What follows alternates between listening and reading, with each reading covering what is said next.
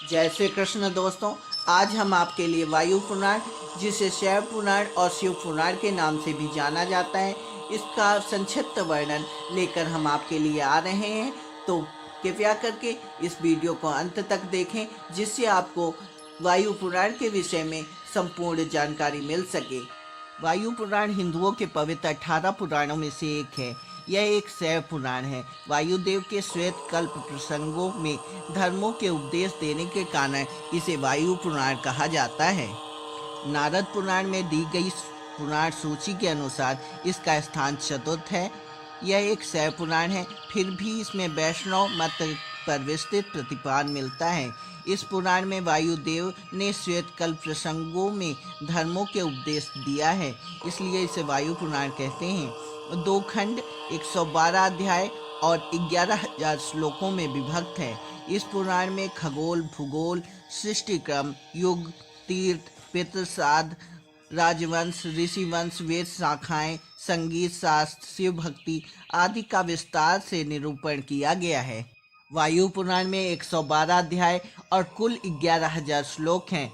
इस पुराण में शिव की उपासना अधिक होने के कारण कुछ विद्वान लोग वायु पुराण को स्वतंत्र पुराण न मानकर शिव पुराण ही मानते हैं। परंतु नारद पुराण में जिन 18 पुराणों की सूची दी गई है, उनमें वायु पुराण को स्वतंत्र पुराण माना गया है। ब्रह्मांड की भांति यह भी 4 पादों में विभाजित है। इसमें शुरू से ऋषि पूजित पुराण का भली भांति वर्णन है।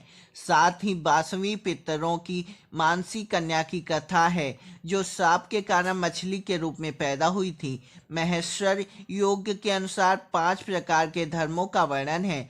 साथ ही सुत जी की यतियों के प्रायश्चित के विधान के बारे में बताया गया है कि कर्म को जानने वालों ने कामकृत और अकामकृत दोनों पापों के लिए प्रायश्चित करने का विधान दिया है और कर के लक्षण बताए हैं।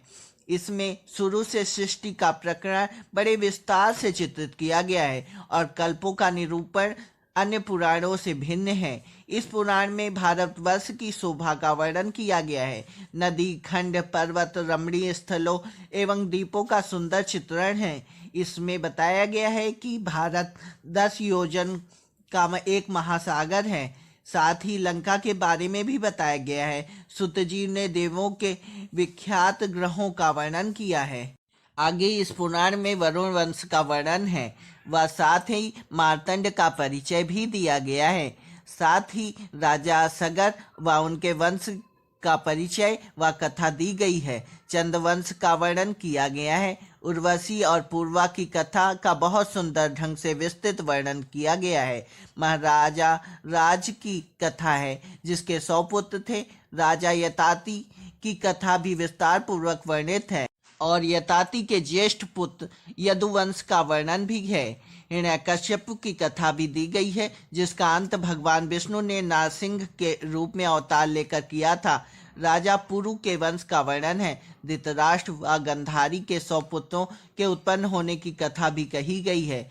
वायु पुराण के पूर्व भाग में, जिसमें सर्ग आदि का लक्षण विस्तार पूर्वक बतलाया गया है, जहाँ भिन्न भिन्न मनवंतरों में राजाओं के वंश का वर्णन है और जहाँ गयासुर के वध की कथा विस्तार पूर्वक कही गई है, जिसमें सब मासों का महात्म बताकर माघ मास का अधिक फल कहा गया है, जहाँ दान धर्म तथा राजधर्म अधिक विस्तार से कहे गए हैं, जिसमें पृथ्वी, पाताल, दिशा और आकाश में विचरने वाले जीवों और व्रत आदि के संबंध में निर्णय किया गया है, वह वायु पुराण का पूर्व भाग है।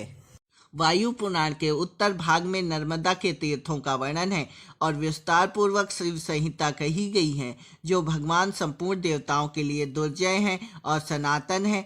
वे जिसके तट पर सदा सर्वोत्तम निवास करते हैं, वही यह नर्मदा का जल ब्रह्मा है, यही विष्णु है और यही सर्वोत्कृष्ट साक्षात शिव है।